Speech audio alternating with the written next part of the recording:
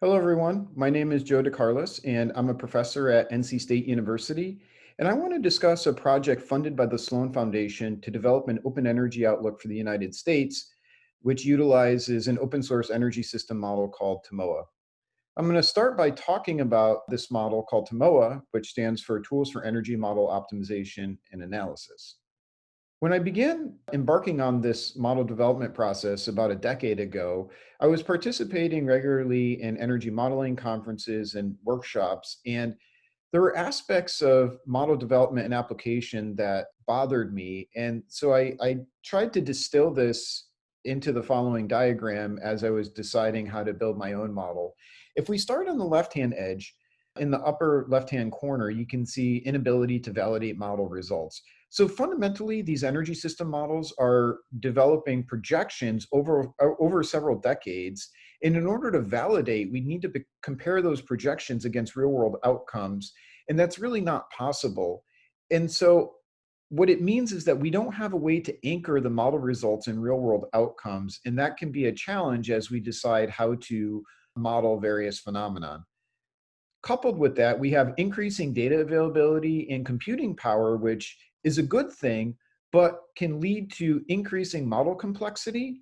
And again, without the validation exercises in order to rein in model development efforts, over time, these models have drifted towards increasing complexity. And in addition to that, there's generally been a lack of openness regarding these models. And that results in two negative outcomes. One is an inability to verify model results. So if you see published results in the literature, it's not possible to actually replicate those results unless you have access to the source code and data. And second, when you have large complex models, it makes them more difficult to iterate in order to perform uncertainty analysis, which is really critical when we're examining long-term energy projections. So we developed Temoa. Temoa is an open source energy system optimization model. And these type of models conceive of the energy system as a network diagram, like you see in the figure below. So the green boxes represent different energy technologies, and they're linked together by the flow of energy commodities, which are represented by the blue circles.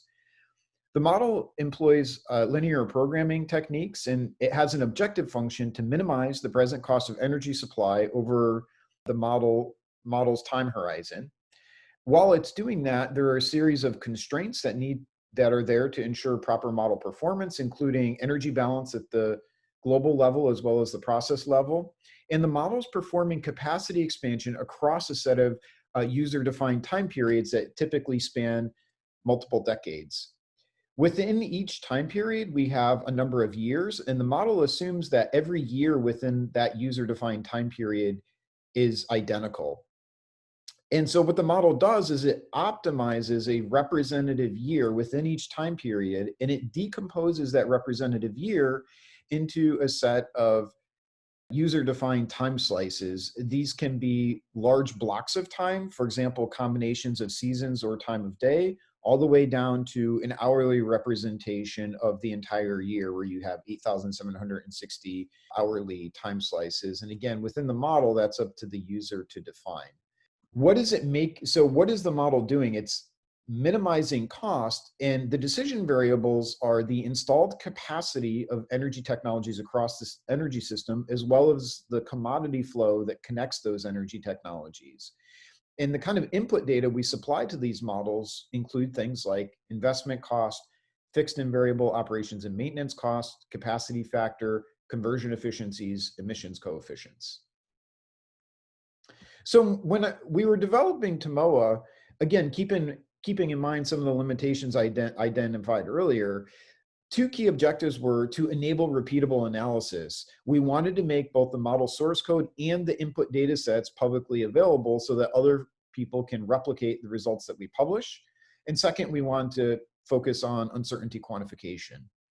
In terms of the model features, again, everything is open source. The source code is licensed under GPL version 2, and data is publicly accessible. Both are available on GitHub.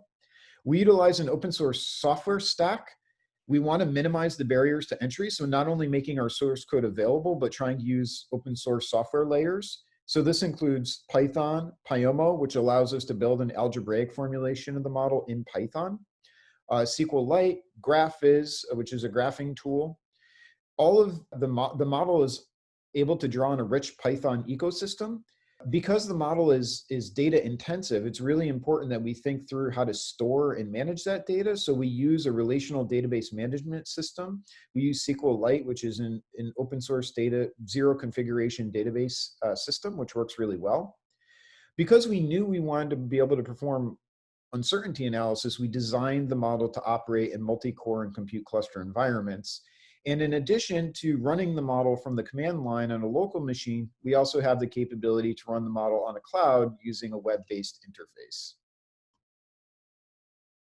I mentioned that one of the objectives of the modeling work with Temoa was to do rigorous uncertainty analysis. And we've now developed a toolkit that allows us to perform various types of sensitivity and uncertainty analysis.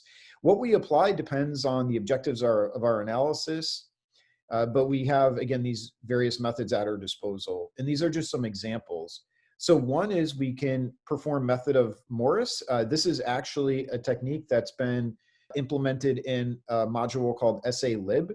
And basically, method of Morris performs a random walk through the input parameter space, and it allows us to characterize the impact of variation in an individual input parameter on outputs of interest like total cost or emissions.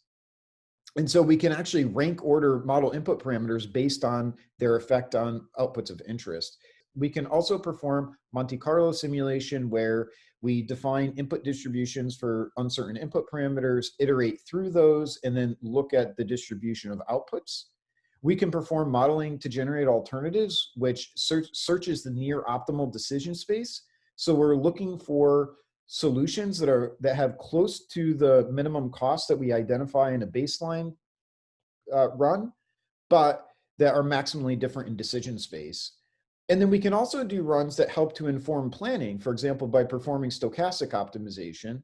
And the idea of stochastic optimization is you build a scenario tree, you embed different outcomes in the tree along with subjective probabilities, and then you optimize across the whole tree. And what happens is it returns a near-term hedging strategy that accounts for future outcomes. And that's really important because policymakers need to make decisions before uncertainty is resolved. And methods like stochastic optimization allow us a way to do that. These are just some key links associated with the Temoa modeling effort. So we have a model website.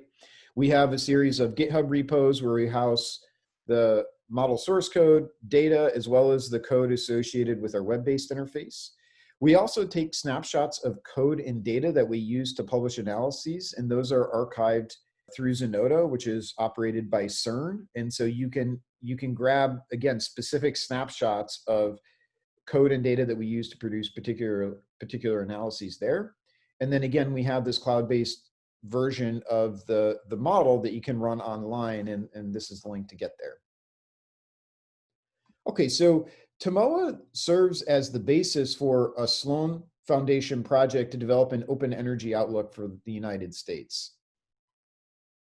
The motivation for developing an open energy outlook for the United States is to fill gaps in the existing US research community. So probably the easiest point of comparison is with the Energy Information Administration's annual energy outlook.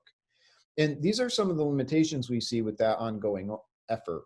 One is that there's a lack of focus on deep decarbonization.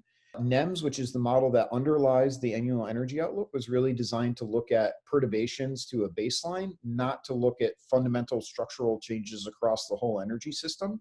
And we really need the modeling capacity to look at deep decarbonization across the whole energy system. The second is that NEMS, again, the model that's used to produce the annual energy outlook, is large and complex, and it can be difficult to run. The screenshot I have down below is actually taken from the EIA website, and they themselves note that it's primarily developed for modelers within EIA to use.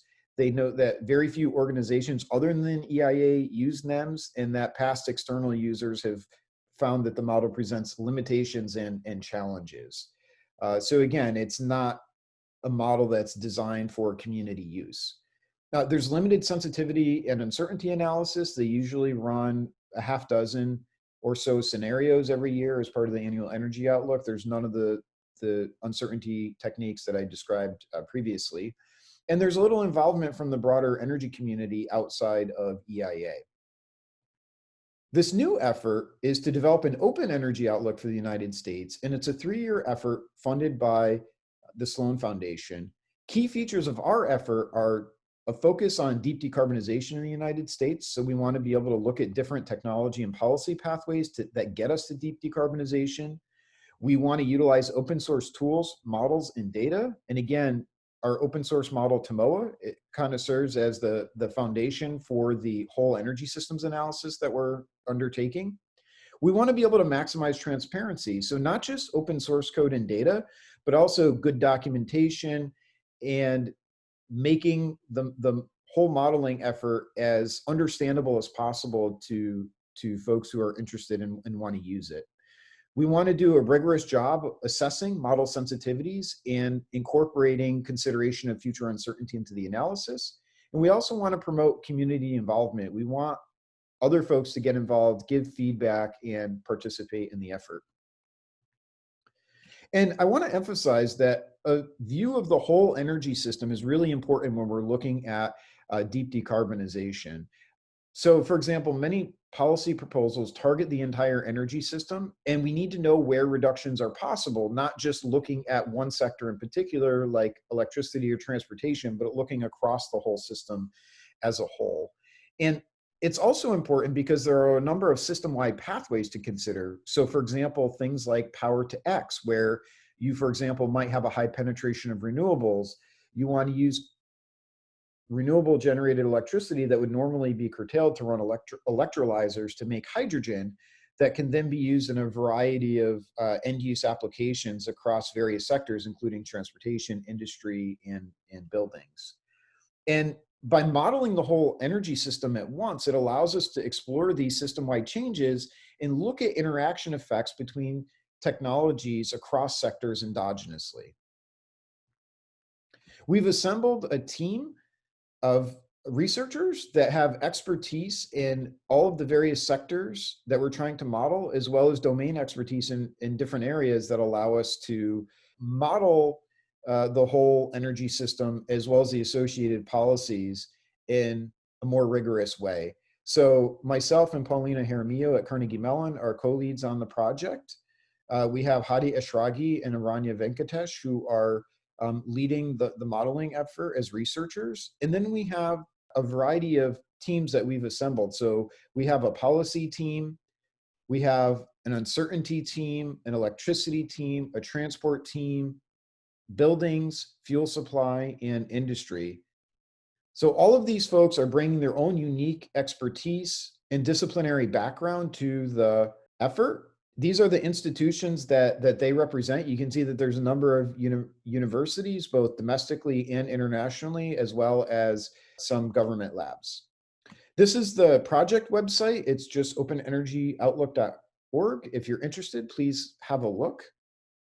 And these are some of the planned outcomes. So we want to be able to attract an array of scholars who can improve the model-based analysis. Because we're looking at deep decarbonization across the whole energy system, we want to be able to increase the coverage of different energy technologies and sectors within these energy system models. The whole effort is open source, and so we're giving public access to the model's revision control system via GitHub, so you can actually track changes to source code data as well as documents over time. We're hoping that this can provide a platform to test hypotheses and resolve debates over both input data and model dynamics. And we're planning to issue an annual report that could be used to inform climate and energy decision-making. We really hope that you'll get involved. We have a public mailing list. If you go to this URL, it gives you more information on how to sign up for our mailing list. We also have set up our own GitHub repository just for the project at the link here. And there's a variety of things to take a look at. So for example, we have a roadmap that was assembled by our team that summarizes our visions and ideas for the project, and we'd love to get your feedback on that. We're also in the process of assembling a Jupyter notebook that really carefully documents the input data that we're putting into the model. And if you have any feedback on this, whether it's from the high-level vision to particular ideas or pieces of data that you recommend we take a look at to incorporate into the analysis, please use the GitHub repo. You can make a pull request or you can issue comments, or feel free to just send us an email via the public list above. Thanks for your time. I really appreciate the opportunity, and I hope to hear from you.